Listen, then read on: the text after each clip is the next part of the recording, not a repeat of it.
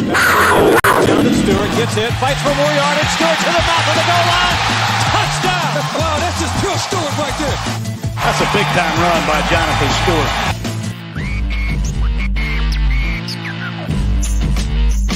Welcome to Bleav in Carolina Panthers here on Bleav Podcast Networks. Do you believe? Rate and subscribe the show on all major podcast platforms and subscribe to our social media channels on Instagram, Twitter, and YouTube. Video available weekly at youtube.com/@Tobacco Road Sports Radio. Do you believe?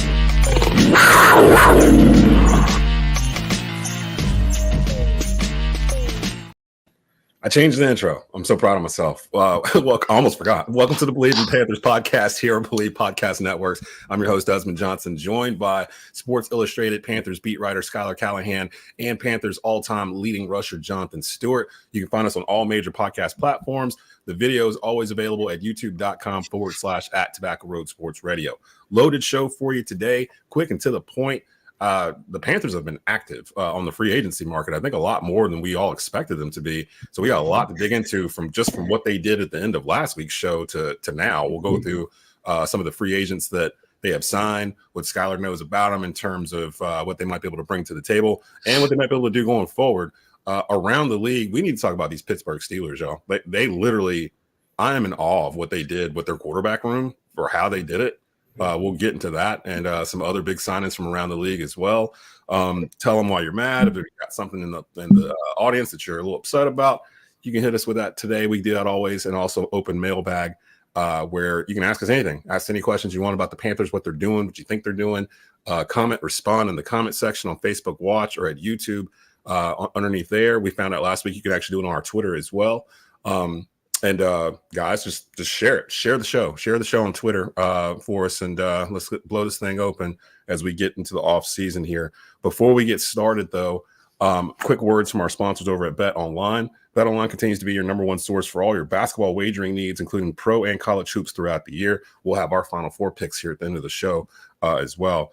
Up to the minute odds, stats, and trends. You can follow your favorite team's path to the playoffs with in-game live betting, contests, and all the best player props. Experience the world's best wagering platform anytime from your desktop or your mobile devices. Head over to Bet Online today to become part of the team. And remember to use the promo code Bleav, BLEAV, for your 50% welcome bonus on your first deposit. Bet Online, the game starts here. We do have a new sponsor, Cut, and this is something you can actually use during March Madness, actually. It's a peer-to-peer social betting platform that's legal in 40 states. And again, I'm pretty sure it's legal here in North Carolina at this point too. Everything legal betting-wise is now official. So you can actually do this here. Customizable odds, tracking capabilities, and an entire social network with group chats, user profiles, and rewards. All payments, no need for Venmo. For say Bleav, or use the code Bleav, BLEAV, again, for a 10% welcome deposit bonus. Don't forget the promo code Bleav. Cut. Put your money where your mouth is. And happy to see plenty of folks coming in this morning, this beautiful Tuesday morning in Zamunda. Fellas, how are y'all doing this morning? Hanging in there, man. Busy time, that's for sure. It's definitely the busy season for sure. Stu, what's happening, brother? How you doing, man? I'm doing fantastic, brother. You got the Dad Gang hat on. I like it. I do. I like that too. Yeah. You have to give us some info on that. I've seen those on Instagram Reels. I don't know if that's where you got it from, but I've seen those ads pop up. Yeah, man. The guys on Instagram, they're becoming heroes, basically. To those that are dads out there, it's kind of like a symbolic, we're in this together type thing. Yeah, you ain't kidding. I love it.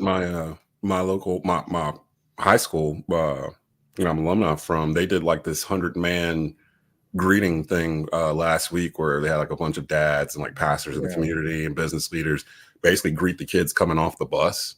Like just giving them pounds, just giving them. I saw it on Facebook. I was like, man, my kid graduated early in December. Otherwise, I would have been out there too. But just a cool thing for them to do for the community and these kids.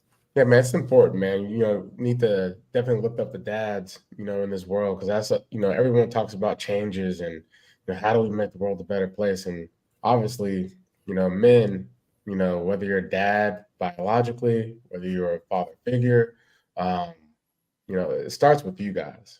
And it's hard, being a supporter, being, a man of the home, leading and guiding your family with all the stresses and all the pressures of putting food on the table, bringing home a check, while remaining, mentally stable with all the things that are happening in this world. Sometimes it's just good to know that, hey, brother, I see you. I see the struggle. Yeah, just acknowledge. Yeah, I see the struggle, but you're gonna be okay. We in this together. So yeah, man. There's a lot of people flooding in here now that we're on. Mark Burks in the gallery basically sums up what I felt the past 10 days watching the Panthers do what they're doing in free agency. Really looking forward to y'all's opinion on the changes overall. I can't think of a time in Panthers history where so much turnover happened in one offseason with regards to both players and front office. And I agree. I was thinking back on it. I'm like, okay, 2001, we went from George Seifert to John Fox. There was some change there, but it wasn't like a full-blown roster blowout type situation. Same thing when Rivera came in 2010. The majority of the offense, from what I remember, was still here. They kind of parachuted Cam Newton in, and I remember there was a lot of injuries around that time period. So a lot of our stalwarts, like yourself, Stu, Smitty, TD, like there was a lot of guys that missed time due to injury during that little stretch. And then once Cam came in 2011, they kind of took off and added to there. This is different. This is it feels like a complete rebuild with no regard to were you here before. I'm trying to think what happened after we left. I guess the biggest signing, Schuyler, would be Deontay Johnson, right? Or the trade, because that happened after our show last week, correct? My days are all mixed together. I don't think we talked about him. Talked about it or not. I don't believe we did. Did we talk about the offensive lineman? No. Yeah, we got. No, we did. We did. We talked about Hunt and Lewis. Yeah, those are the only ones we had at that point because it opened up on Monday of last week. But I guess we didn't really know too much about them. Right. Yeah. But listen, we know now. Yeah, we know now. My goodness, I can tell you, boy. Josie Jewell, we talked about him. There's a couple like DJ Wanham, a couple others. So yeah, let's start off with Deontay Johnson. Got him in a trade. New weapon for Bryce. Thoughts on this? I had to stop myself from just blowing up Schuyler like all week. Like, hey, who's this guy? What's this guy? What's he do? What's happening? Like, why is he here? Like, what do we give up for it? Tell us a bit about Deontay Johnson and how he might be able to help the Panther offense. Yeah, so he's probably the best separator in the entire NFL. That's coming from one of my guys that covers the Steelers. He's covered them for probably 2+ decades. And that's what the Panthers needed a lot of in 2023, right? They lacked that to the nth degree. I think we complained about that more than anything else. And if you follow Deontay's kind of career, he's kind of had a little bit of the dropsies, right? He's had some issues with that. I can't remember the year.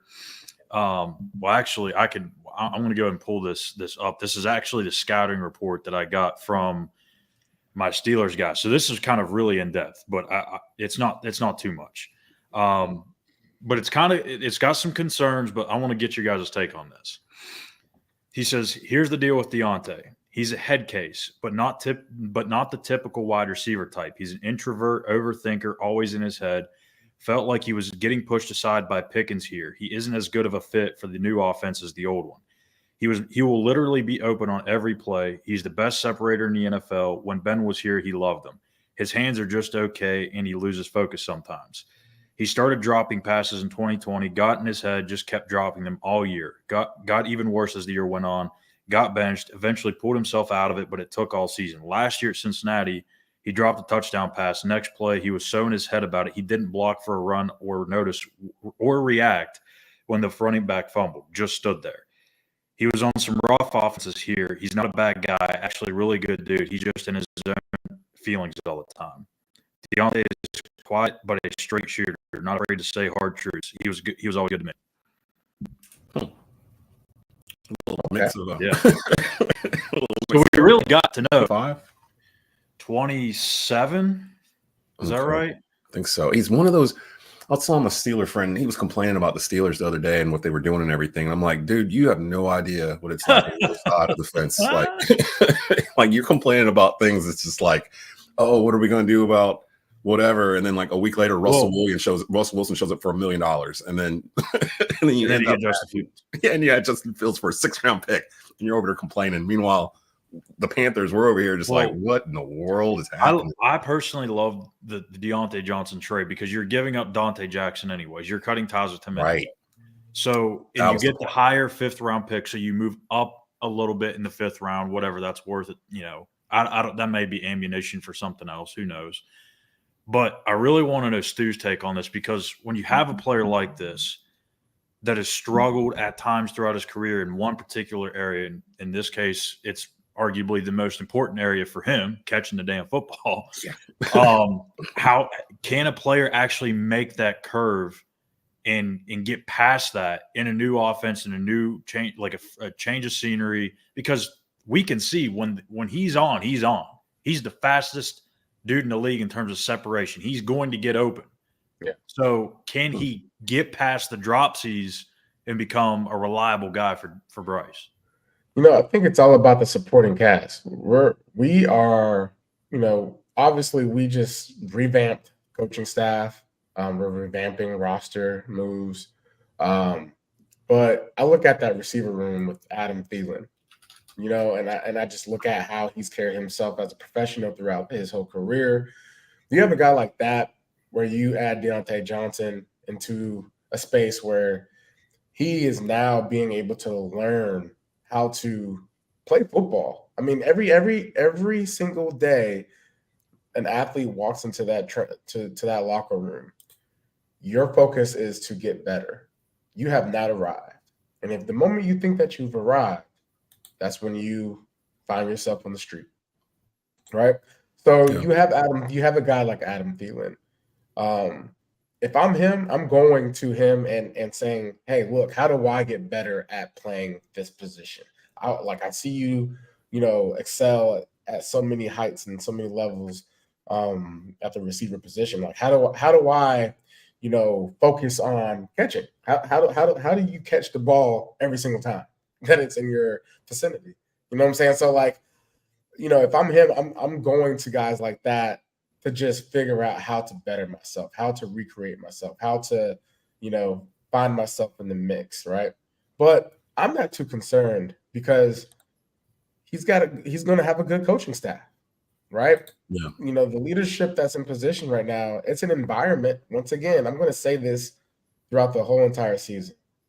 The environment to learn for the Carolina Panthers is at the top level in this league, I think, because clearly what we've seen from Dave Canales, Tampa Bay, Seattle Seahawks, he created a environment for guys to learn and to get better, and it's been proven, right? So hopefully we get to see those things translate, from every single position, to every single assistant coach being able to, take their guys and give them a level of confidence to just better themselves. And the whole thing about him,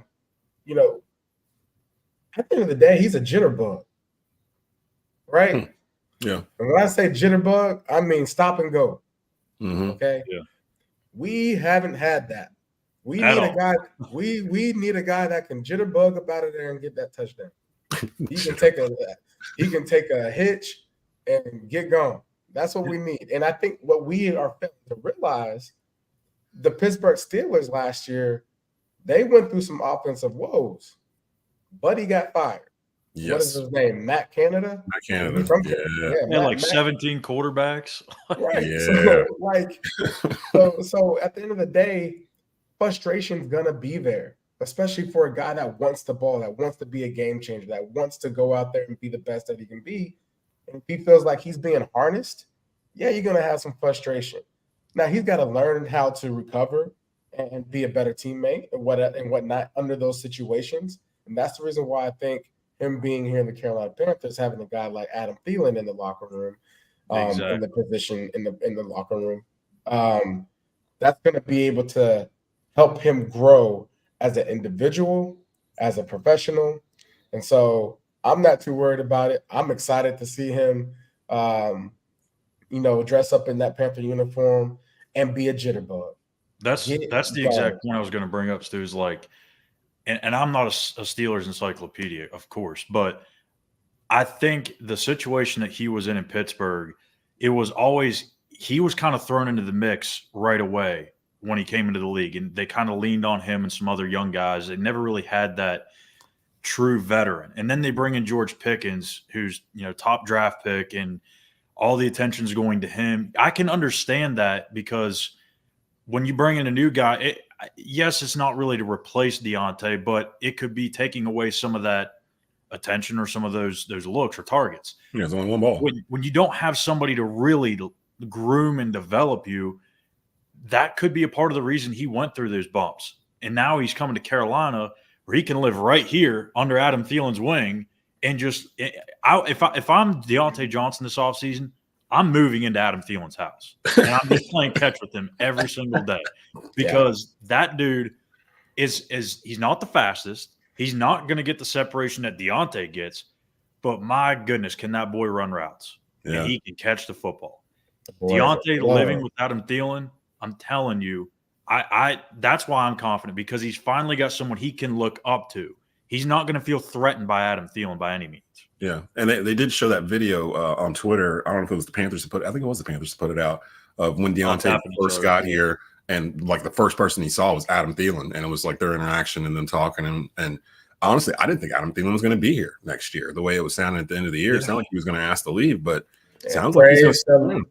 Praise the Lord that he is coming back. The 2023 Panther MVP, Adam Thielen, back in the house. It looks like for next year.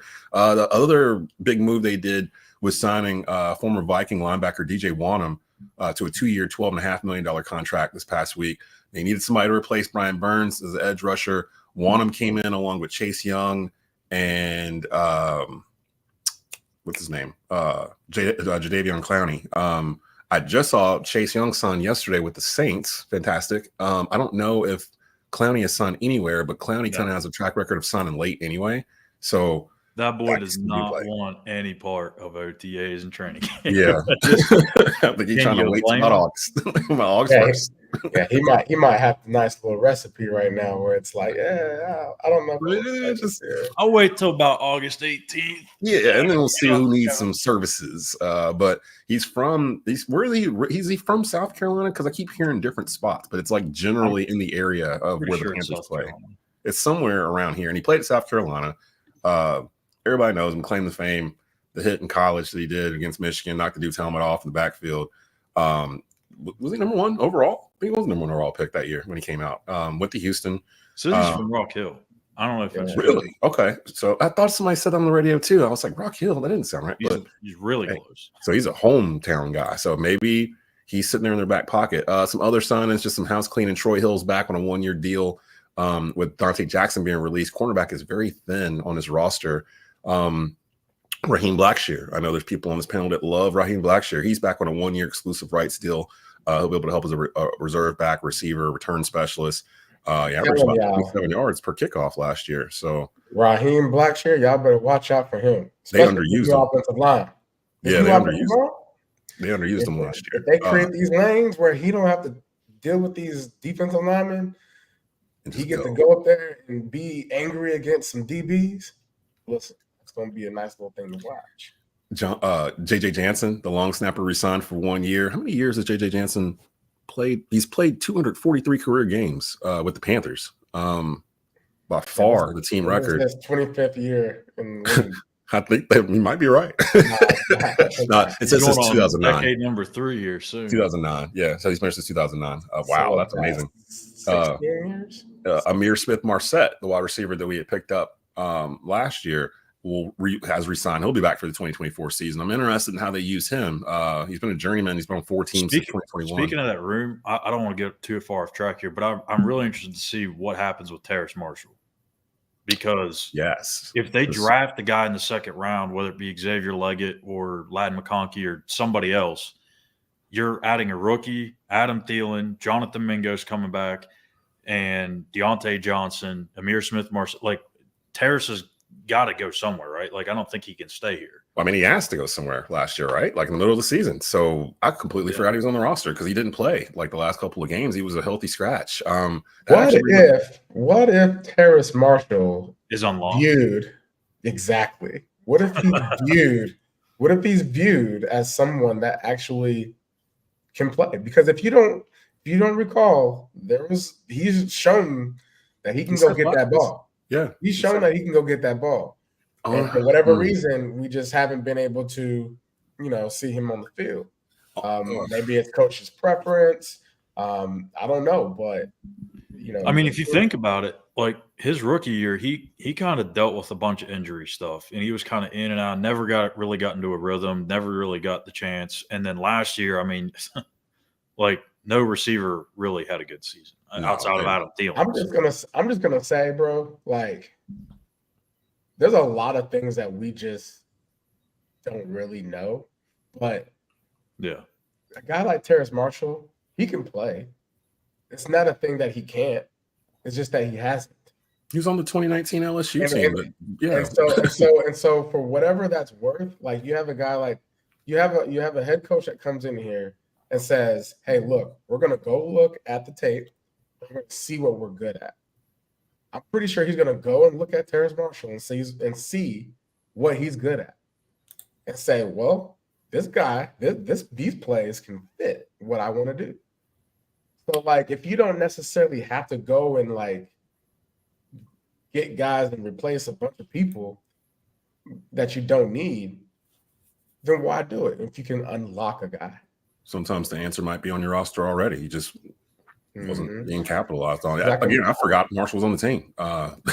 So I can tell you one thing: Robert Hunt and Damian Lewis, they are about to unlock the Carolina Panthers offense. I'm really starting to lean towards that center you keep talking about from West Virginia, because they've left this hole open at center, and you brought these two guards in. What better place to put a rookie center, smart rookie center, there, and that first second round pick that we have at 33, and then with that other second round pick, I'm trading that baby. I'm trading that thing off. I'm going lower in the second. I'm picking up a third or something, and then I'm just going to start adding depth to this roster. Dan Morgan's done a pretty good job. I know everybody freaked out at the very beginning when Burns got traded and everything else. It was that emotional knee jerk of, what's Dan Morgan doing? He's trading him away. But now everybody's had a week to sit on it, and they kind of look at it and they're like, you know what?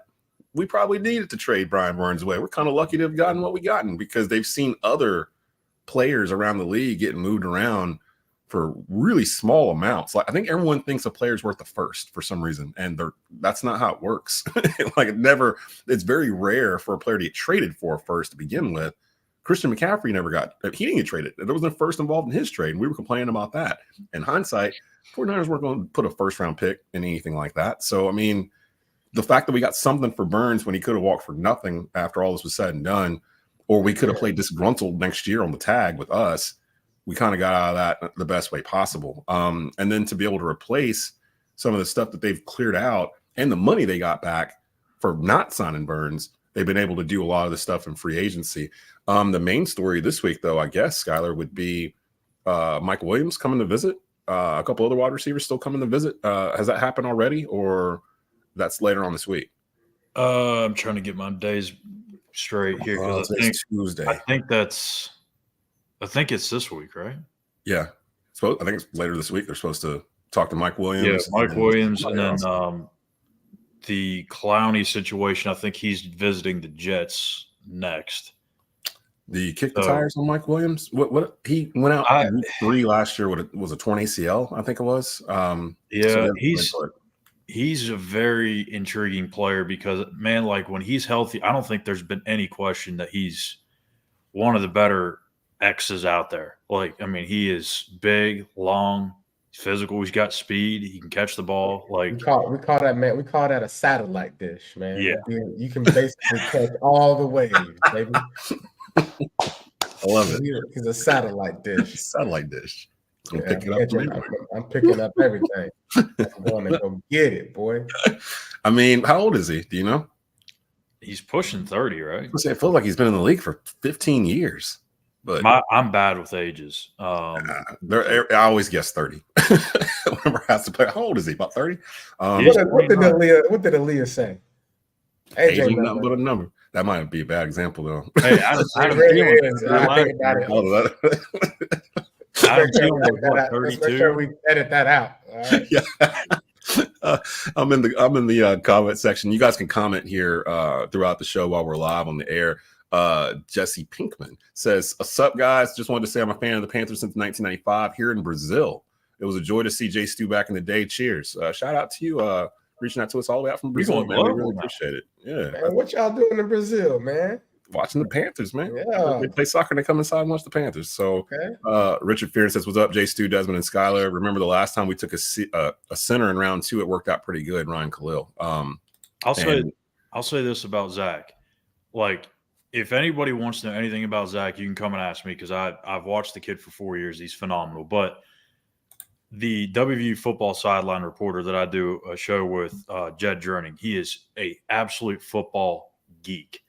And we may actually have to bring him on here if I can get him to free up, if that ends up happening with Zach. Yeah, let's do it. Because he is so good at projecting certain players. Like he knew Creed Humphrey when he came out that he was going to be a top center in the league. He thinks that within the next 2 to 3 years, and again, there's just no bias just because he's covered Zach too. He believes Zach's going to be a top 5 or top 6 center at some point throughout his career. And I would expect it to be sooner than later. Everyone's sleeping on Zach Frazier, and I don't understand it.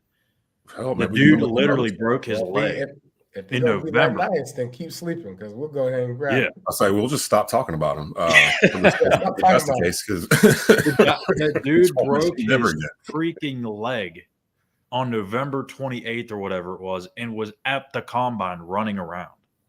That is, I'm intrigued. Normally, I don't get intrigued about taking offensive linemen early. No, it's not sexy. It's not a sexy thing to do, but man, after last year, I'm like, yeah, it's kind of crucial that we invest. I mean, if we're fully 1,000% behind Bryce Young in his development, which it appears that we are, then the next step is building up front so we don't die, and then giving them some guys to give the ball to, which they're starting to do a little bit. Yeah. And I love the fact they're not reaching. They're not trying to.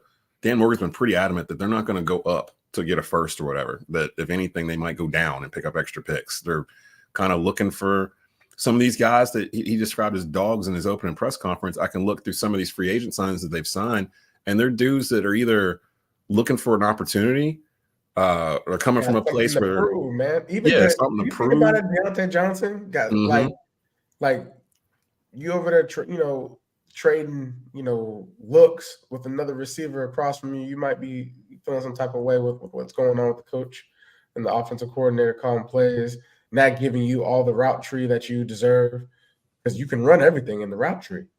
So you come in here, you got something to prove.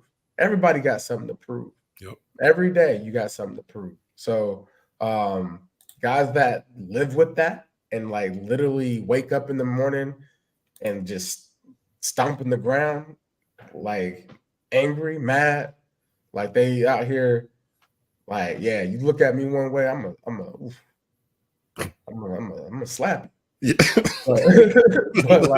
but just the guys that have that type of energy, right? That I'm always gonna have, what's a chip on my shoulder, right? Yeah. And especially those, receivers that are smaller. I like a little pissed off guy that, has little man syndrome sometimes. So Steve Smith is the walking definition of being, small, but walks around like he's 6'8". Steve Smith is a giant, boy. A giant. This is a good place to, before we get into some of the moves from around the league and our Final Four predictions, because we got hard out at 11:30 today. If you're on right now and you're watching us on Twitter, do us a favor, go over to our Twitter handle, Bleav in Panthers, and follow us there. We are in the middle of putting together the Panthers' ultimate 53-man roster. The votes are from the fans only. Myself, Stu, Schuyler, we don't pick these players for the roster at all. It's all from the fans, and we have already picked a number of positions. We picked quarterback. QB1 is Cam Newton. QB2 is Jake Delhomme, voted by the fans. The head coach is Ron Rivera. He beat out John Fox. The offensive coordinator is, who was the offensive coordinator? It was last week. Dan Henning, I believe it was. And the defensive coordinator is Sean McDermott.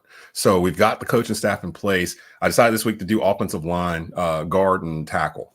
because some of these guys, a lot of these guys, Stu's gonna be able to talk about in depth in terms of running behind them. Offensive guard, the top two go forward, and as it stands today, because this ends whenever we come on the air, Trey Turner is your leader at offensive guard, followed by Andrew Norwell. So you got Turner and Norwell at offensive guard. They'll move on to the ultimate 53. And then tackle. There it is, tackle. Only two guys got votes. Jordan Gross with 85% of the vote, of course. Makes probably sense. the best offensive tackle in Panthers history. And then Taylor Moton with 14% of the vote. No one voted for Michael Orr. Nobody voted for Jeff Otas. So they got it right. Yeah, so your offensive line is Jordan Gross, Andrew Norwell, a center yet to be determined, Trey Turner, and Taylor Moton at right guard. So that's not a bad offensive line there. Starting out there, Stu, tell us a little about some of these guys that made this. In particular, Jordan Gross, drafted in 01, I believe. He was our first round pick in 01. The first pick under the Fox era. He came in, of course, years later, but he was, of course, still here and through the Ron Rivera era as well. What's the benefit of having a left tackle like Jordan Gross? Because everybody has a left tackle, but not everybody has a good left tackle. And he, in my opinion, by far is the best left tackle we've had in Panthers history. What was it like playing with him, being a teammate of his, and whenever a play got called where you're running to the left, how did that make you feel? Knowing you were going that way and Jordan was going to be up that way leading the charge. It makes you feel like you got a safety blanket. You know what I'm saying? So Jordan Gross, blindside, like he's, the quarterback's, one of the quarterback's best friends, right? Knowing that you got a guy that's not just, a physical football player, but smart, right? Has really good spatial awareness of what he's supposed to be doing, what he's anticipating as far as defensive edge rushes, and he's just one of the best, obviously.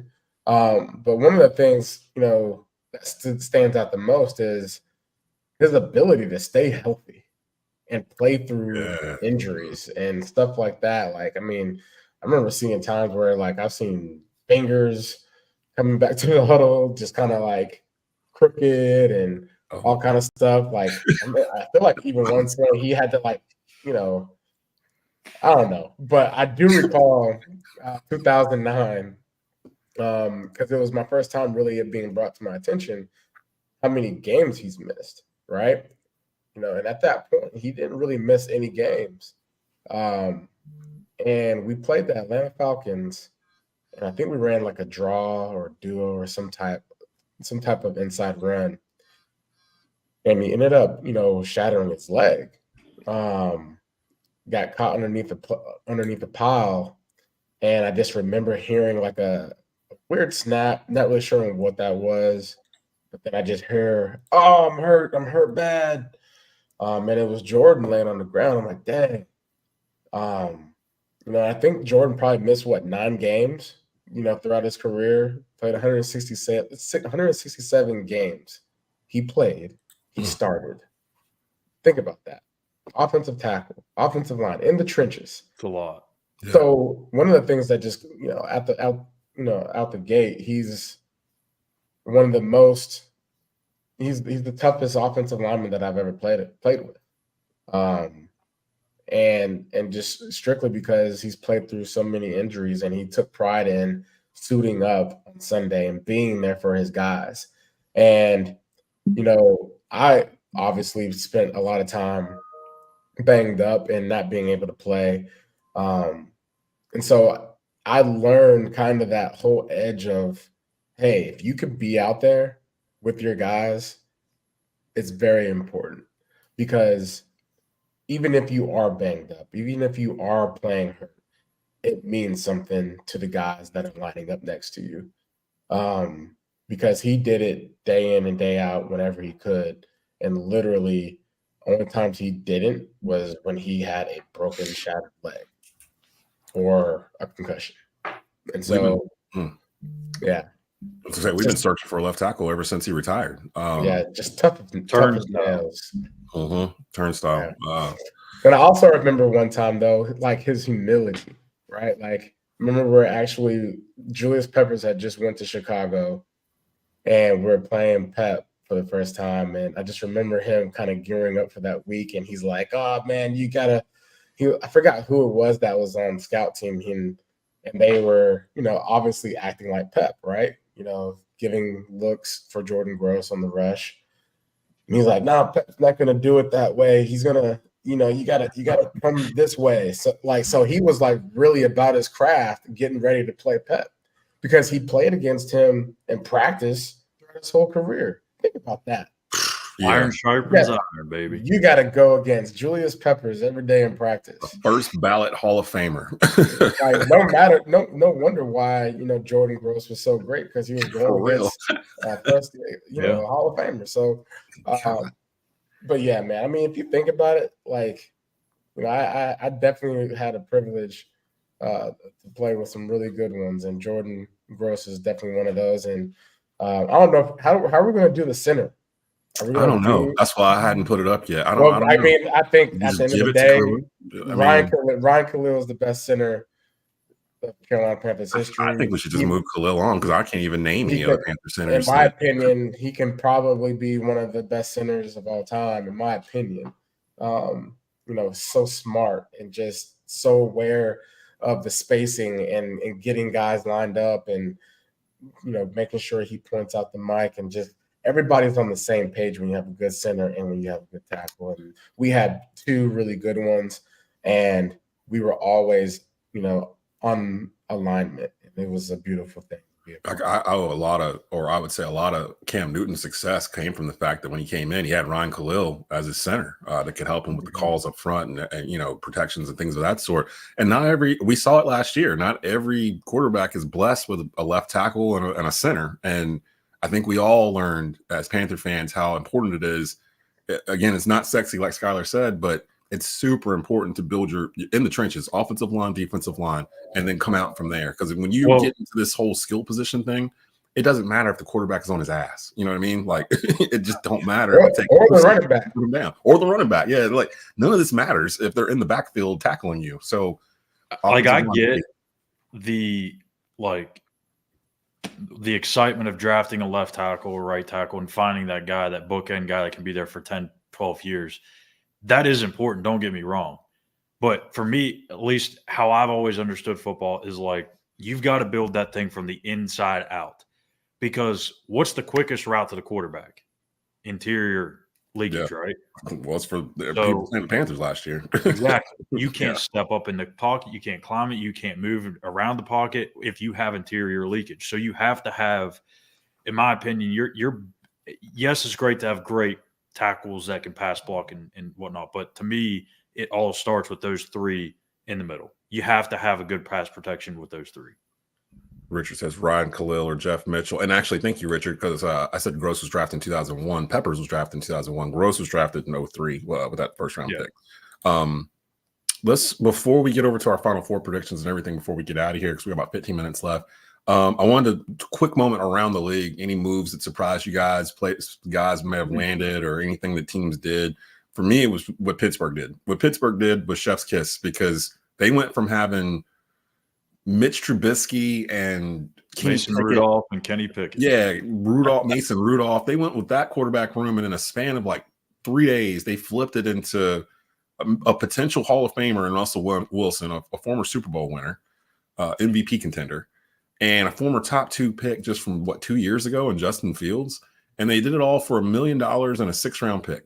And I'm just sitting here like watching it, like, what just happened? Like, how did this? Because now they're set up for the future, because Russell Wilson's there on a 1-year deal. Denver's paying his salary. There's no risk in any of this, really.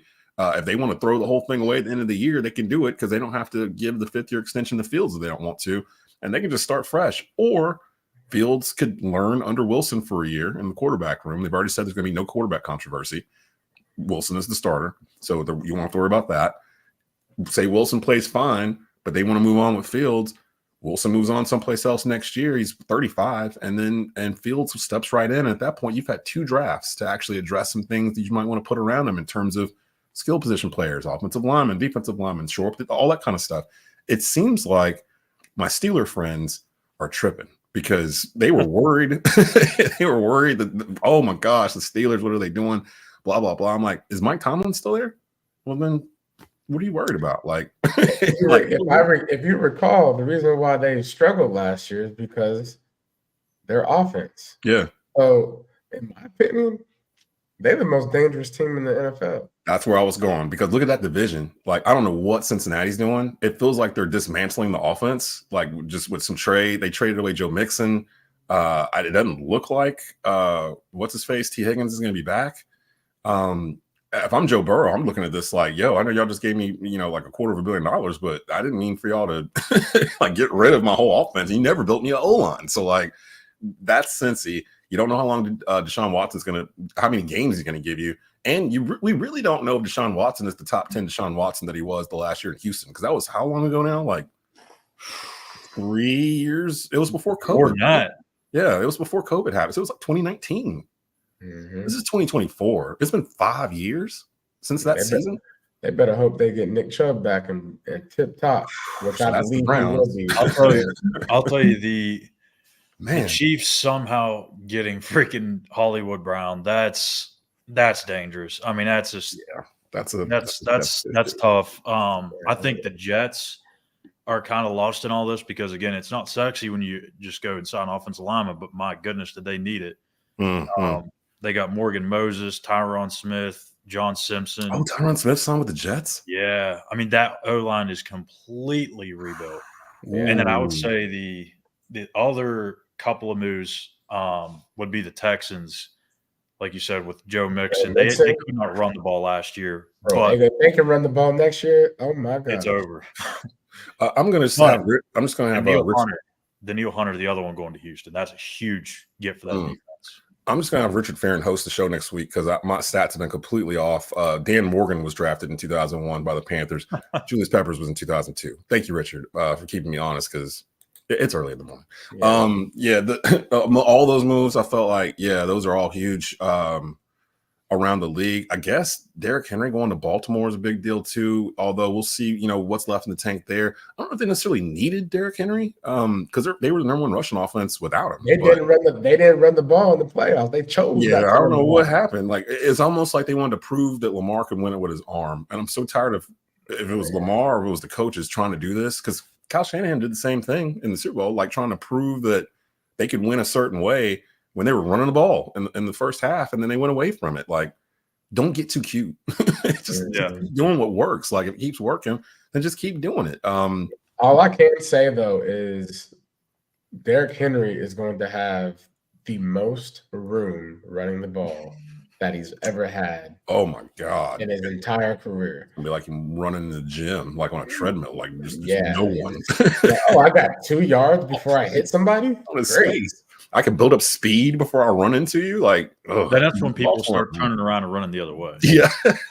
We start to make a business decision, coach. So Baltimore, we'll see. It looks like it's going to come down to, the usual suspects in the AFC. Baltimore. Like I said, Pittsburgh.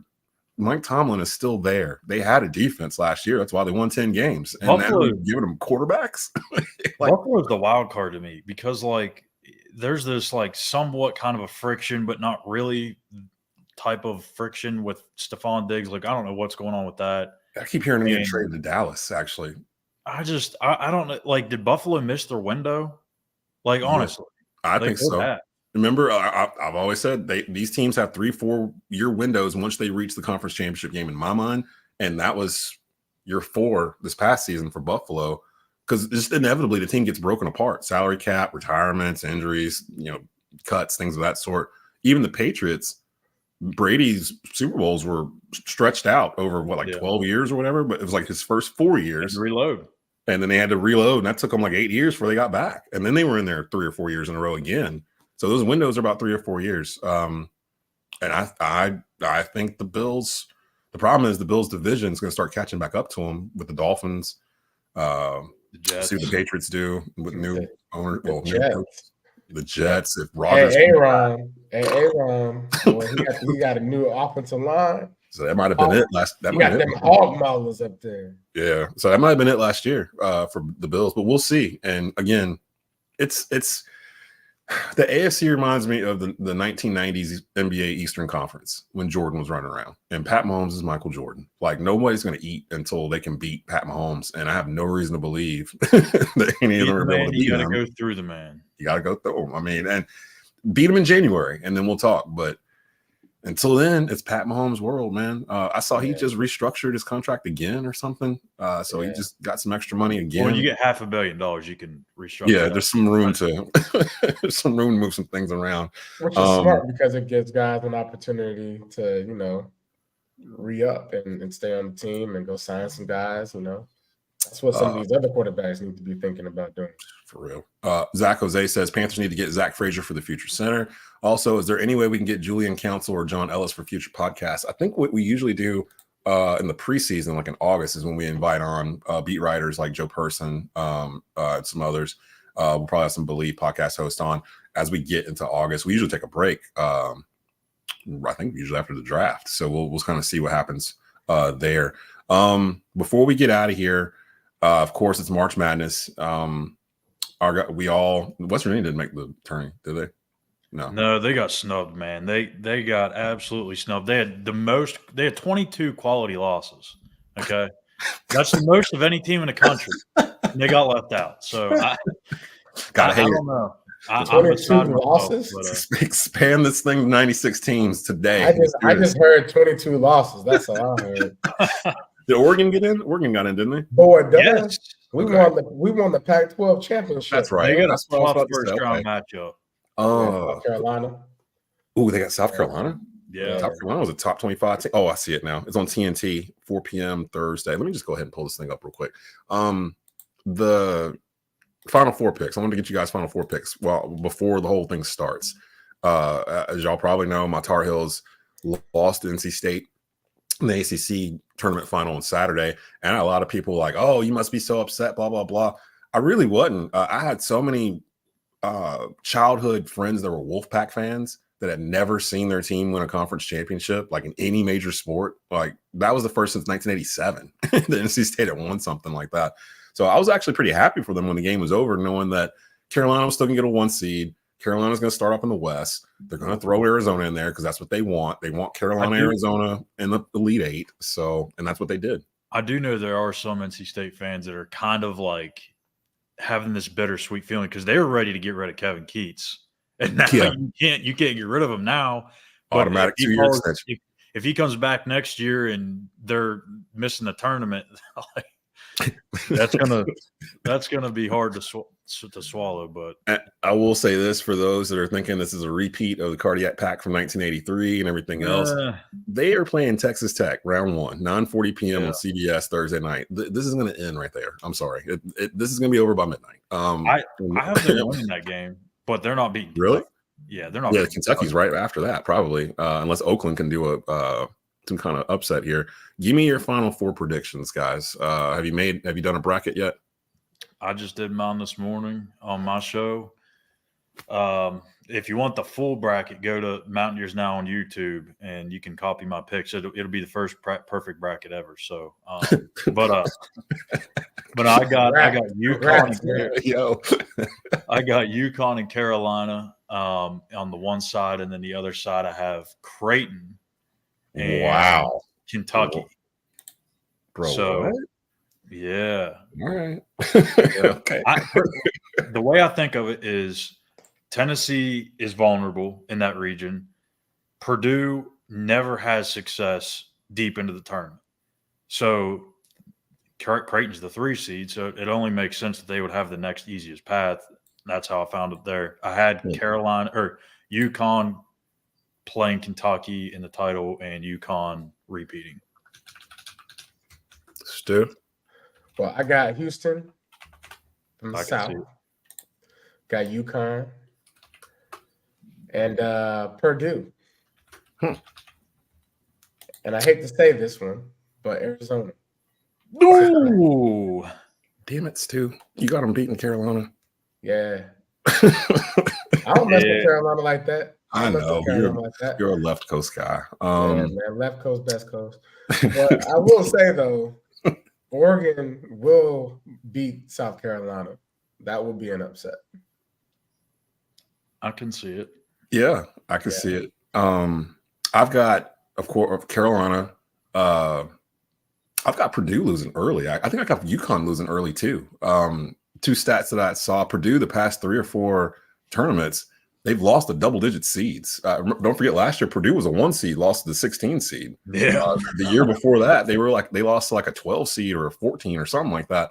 So I'm not too sold on Purdue. And then I saw another stat where it's like the past 5 or 6 defending national champions who have received a 1 seed the following year did not make it to the Sweet 16. So I'm like, okay, that puts UConn in the crosshairs, because who's the one team that would mess up America's brackets? That's how I kind of do this now, because of the way college basketball is. Who's the one team, if they lost early, would screw up the entire nation's bracket? Last year it was Purdue. Purdue will do it again. This year, I think it's UConn. Everyone's picking UConn to win the whole thing. I think they might not make it out of the first weekend. Honestly, and I hate to say this, but it could be Carolina. To what, lose early? I mean, Michigan State, Mississippi State, whoever comes out of that game, they're going to give Carolina a tough game. I'm not saying they're going to lose, but that could be a tough game for them either way. I do think that they didn't do UConn any favors. That would make everybody so sick. I do have to say they didn't do UConn any favors. UConn's supposed to be the #1 overall seed, but if you look at the East, you have the SEC tournament champion, the Big Ten tournament champion, the Big 12 tournament champion. San Diego State's in there. Florida Atlantic is like maybe their second round opponent. Both of them were in the Final Four with UConn last year. This is not the easiest bracket on the on the thing, so they did not do UConn any favors at all. But I think I had Carolina. I think I had Carolina and Tennessee in the final. I remember that it was Carolina, Tennessee, Houston, and I can't remember the third one at this moment. I can't get into my ESPN bracket; it's locked me out. Because apparently I don't know my password. So I might have been Purdue. No, I had them out early too. But I have Carolina, Tennessee in the final in a rematch from a game they had in December where Carolina beat the brakes off Tennessee the first half, scored 50 on them in a half, 100 by the end of the game. Tennessee came back. Dalton got hurt with 2 minutes to go in the game, and that kind of ended it. So we'll see. But who, before we get out of here, who should we do next for the Ultimate 53? Now that we've done, I think we've all agreed Ryan Khalil's is going to be the center. So the offensive line is complete. We've got. Let's get to them pass rushers. You want to go to the defense? Because I was going to say we could do tight ends. We finish out offense? No, we still got tight ends and we still have running backs. I've been saving the running backs. Let's do tight ends next. Okay, because running backs. A couple, man. Greg Olsen, Jeremy Shockey, Wesley Walls. I can just give you that one. Wesley Walls was a problem. The first real tight end we had, in this franchise, that you had to kind of scheme for. Kind of the template. Greg Olsen. Wesley Walls. If anybody else has anything to say about it, they're gonna just. I might need to send you to a psych board. Who else can you put in there? Hayden Hurst did have a really good 1 year. Chris Magnum. I'm trying to think of some other tight ends that. Who was the one guy? Dante Osorio or whatever his name was. That's his name, right? Oh yeah, Dante Rosario. Was it Rosario? Yeah. Yep. I remember him having a huch something happened in a game in San Diego or something. At the beginning of the year. So that was my rookie year. Oh man. Did I tell you about my rookie year trip, my first game? No. Yeah, about him getting sick? Yeah, but it was game. But it was that game. We went to San Diego. And before we get out of here, we went to San Diego, got sick on the plane, ate some shellfish, shouldn't have eaten it, almost died. Ended up watched airplane before. Ended up getting, having the trainers make me whatchamacallit, some medicine. And knocked me out on the plane. Woke up next to Musa Muhammad in the front of the plane. Went to practice that day, and we were there, and I was good. But it was a really great first away game experience because it was everything that you wanted in the game. It comes down to the wire. Jake Delhomme finds Dante Rosario in the back of the end zone for the game-winning touchdown. And I just remember being on the sideline. I just ran straight to Dante Rosario in the end zone. and I just like picked him up and threw him against the wall. I'm like, yeah. Anyways, Dante Rosario story. Shout out to Dante. Do you don't eat fish on airplanes anymore? Is that? Nah, shellfish. Shellfish. Oh, you was not eating. I can eat fish. It was shrimp tails, and I don't eat shrimp. I'm allergic to shellfish. See, I don't trust shrimp unless it's from like a hibachi restaurant or something like that. Like if it's from like an Arigatos or something cooked like right in front of me, then I'll eat it like that. But when I walk in a grocery store, like if I walk into a Harris Teeter and I see that thing, that little display at the front with the chilled shrimp or whatever with the cocktail sauce, I don't trust that. Is this the like that? Yeah, that's it right there. Yeah. Nice. Well done. Well done. Shout out to Dante Rosario. Dante Rosario is one of the best run blockers that I had the privilege to run behind. He just had a knack for reaching, guys on the edge and so making sure that thing was wide open for you, boy. So okay, so we'll do tight ends next week. Do we want to do running backs too? So I've been doing 2 positions a week. You want to go ahead and do running backs? Running backs, yeah. Okay, and we need to figure out how many. So like tight ends, I think we keep 2. Yeah. Mm-hmm. Running backs, 4. Got to go 3, right? At least 3. I was gonna say 4 for running back because that's gonna be deep. I might have to do 3 different groups. We're just gonna run the ball a whole. Yes, sir. Keep pounding. So I guess we're gonna do tight ends and running backs next week. So for everybody that's watching this right now on Twitter, now that we're at the end of the show, go to Bleav in Panthers. Follow us there right now. You'll get alerts on when the new polls are up. It's fan only voting. You'll be able to vote. The top 2 move on in those groups, and by the time we get to the end of this, we'll be near the draft, and we'll have a complete ultimate 53-man roster from Bleav. So time for us to get out of here. Back next week with a new episode. We'll have some. Who knows what's going to happen in the next 7 days? So we'll talk about all that. March Madness will still be going on as well. Maybe our teams will still be alive. So appreciate everybody that came in today, whether it was via Twitter, YouTube, Facebook, Instagram. We really appreciate the support that's been growing here in the off season. So definitely thank you for that. So for Schuyler Callihan, for Jonathan Stewart, this is Desmond Johnson. You've been watching and listening to the Bleav in Panthers podcast here on Bleav Podcast Networks, brought to you by Bet Online. Keep pounding.